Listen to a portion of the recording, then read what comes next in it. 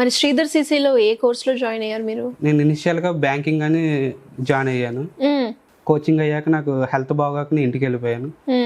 దాని తర్వాత కరోనా వచ్చింది. కరోనా వల్ల నేను ఇంకా అక్కడ ఉండిపోయాను. తర్వాత ప్రైవేట్ సెక్టర్కి వెళ్ళిపోదాం అని చెప్పి బ్యాంకింగ్ మానేసి అటు ట్రైల్ వేస్తే అటు జాబ్ వచ్చింది. పెద్ద ఎంఎన్సి కంపెనీలోనే వచ్చింది. మళ్ళీ ఏమైంది? ప్రైవేట్ జాబ్ బాగానే ఉంది, ఎంఎన్సి అంటే వ్యవసాయం కదా. మా ఫాదర్ చుట్టుపక్కల వాళ్ళు అందరూ చెప్తూ ఉంటారు, ఇంకెన్ని సంవత్సరాలు నువ్వు ఇంటికాడ ఉంటావు, గవర్నమెంట్ అది తేలిక కాదు, జాబ్ చేస్తా కూడా నువ్వు ప్రిపేర్ అవ్వచ్చు అని చెప్తూ ఉంటారు కదా ఫ్రెండ్స్. అలా ఇంటి పక్క వాళ్ళు కూడా చెప్పడం వల్ల సరే ఎందుకు పేరెంట్స్ని ఇబ్బంది పెట్టడం అని చెప్పి నేను అటు సైడ్ వెళ్ళాను. అటు సైడ్ వెళ్ళాక 1 year బాగానే చేశాను. వాళ్ళు 1 year చేసాక కూడా నాకు ఇంక్రిమెంట్ పెద్ద అనిపించలేదు. ఓకే.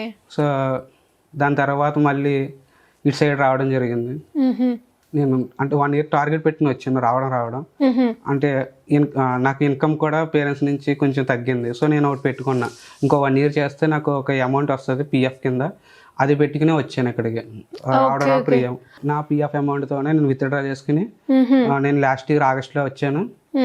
అలాగే నేను అమౌంట్ నాకు ఒక 6 months 7 months వచ్చినాయి. దాని తర్వాత నాకు కొంచెం ఇబ్బంది అనిపించి మన శ్రీధర్ సిసిలోనే కొంచెం కంటెంట్ సైడ్ ఇలా జాబ్ తీసుకుంటారని తెలిసి నేను ఇలా కాంట్లో జాయిన్ అయ్యి నాకు ఎంతో కొంత ఒక పాకెట్ మనీ టైపు నేను ఇక్కడ నుంచి చదువుకునేలాగా నాకు కొంచెం సపోర్ట్ చేసింది.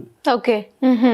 సో ఇప్పుడు కూడా నేను అందులో అంటే నాకు జాబ్ వచ్చాక కూడా వెళ్ళలేదు, ఎందుకంటే ఏఎల్పినే కాదు ఇంకా బ్యాంక్స్ కూడా నేను మెయిన్ జాయిన్ అయ్యింది బ్యాంక్లో జాబ్ కొట్టాకే సార్ చూపించి, అంటే నేను బ్యాంక్లో జాయిన్ అయ్యాను కాబట్టి బ్యాంక్ కొట్టి వెళ్దామని నేను ఆ మోటివేషన్తోనే ఉన్నా.